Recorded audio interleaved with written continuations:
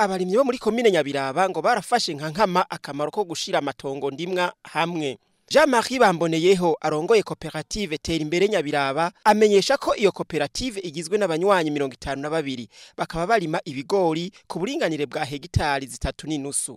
Uyo arongoye iyo koperative aratubwira intumbero yatumye bashima gukorera hamwe mu makoperative. Intumbero dukora yo kurima ikigori kugira ngo tugwize umwimbo ko mure dushobora kuronka ibifasha mu miryango y'iwacu duheze tunasagure n'isoko tudandade dushore turonka amafaranga nkuko nyakubahwa mukuru w'igihugu asanzwe abivuga ati umufuko wose uronka amafaranga nico umuntu arya.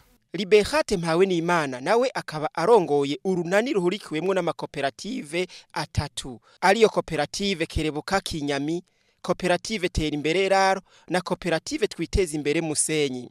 Ugo runani rukaba rugizwe n'abanywanyi bagera kuri 75. Uyo arurongoye akamenyesha ko bashize hamwe imitahe kugira ngo bashobore kugwiza umwimbu mu biterwa vy'ibigori n'imyumbati. Akavuga kandi ko ingurane bahawe n'ikigo Payeje ariyo yatumye bashika kuri iryo hangiro ryo kurima hanini. Agahamagarira urundi gwaruka kuja mu makoperative kugira bashobore gutera imbere. Nk'ubu uyo muntu atari mwishami ikintu cyambere ahomba. Ikintu cyambere cyo nivuga atahomba kinini ntamenyana n'abantu. Ikigira kabiri naco ntashaka gutera imbere. Uko umuntu ariko arakora akoresha ukuboko kumwe. Nkaje nababwiye ndi nkiri ku mutumba nkorana n'abantu 25. Umva ntivyakunda ko shobora kuvuga ko munano rima ahantu hose nifuza. Mugo ari 75. Turaseke hegitari 5 tukazirima. None kuri hegitari 5 uri umwe umva byokunda gute. No kuvuga uwo muntu ataraja hamwe n'abandi. No vuga ati yarahombye cyane kandi azogoma ari nyuma. Ku bwa Cassien n'interese umufundi w'indimo wo muri zone Nyabiraba aratubwira ingene basanzwe bakorana neza nabo bahurikiye mu makoperative akanamenyesha ivyo asanzwe abafasha.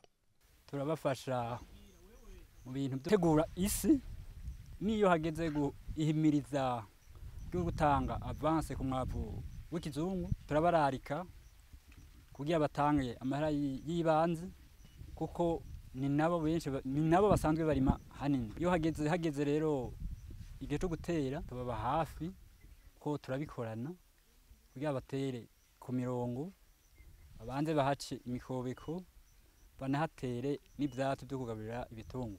Uburongoye komine Nyabiraba Michel Mitabakana avuga ko abenegihugu bo mu mazone yose arongoye ko bari ku kivi cyo kugwiza umwimbu agashima intambwe uburimyi bugeze ko muri yo komine. Uyo arongoye iyo komine akanashimira leta ku mugambi mwiza wo kugurira abenegihugu umwimbu w'ibigori. Mboneraho gushima mbere leta yo yiyumviriye kugurira abenegihugu umwimbu w'ibigori. Aha iyo hageze kwimbura ibigori cyane ku makoperative n'urugamba rudasanzwe kuko ibigori bya koperative ntibija kumuhana. Muri yo komine ya Nyabiraba ngo harubaswe ibigega ari vyo mahangare bitari bike vyo kubikamwo umwimbu